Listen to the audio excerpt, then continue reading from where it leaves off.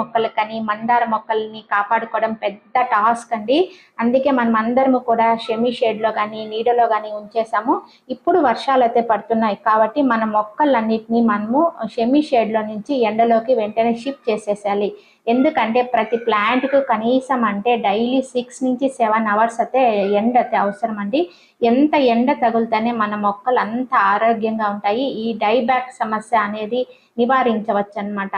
అంతేకాకుండా కొమ్మలు మొగ్గలు రావడానికి బాగా అవకాశం ఉంటుందండి. ఒకవేళ ఎండ మొక్కకు తగలకపోతే మొదటిగా మనము ఫంగస్ కానీ పెస్ట్ అటాక్ కానీ చూడవలసి ఉంటుందండి. ఇక మొక్క మట్టి బాగా డ్రై అయిపోవడము, ఆరకపోవడము, సో దానివల్ల కూడా మొక్కకు అనేక సమస్యలు అనేది వస్తూ ఉంటాయి. ముందుగా మనం చేయవలసిన పని ఏమంటే మొక్కని ఎండ బాగా తగిలే ప్లేస్లో ఉంచేసి మట్టి బాగా డ్రై అయ్యేటట్లు చూసుకోవాలి. మట్టి డ్రై అవ్వడం వలన మట్టి వలన ఏర్పడిన ఫంగస్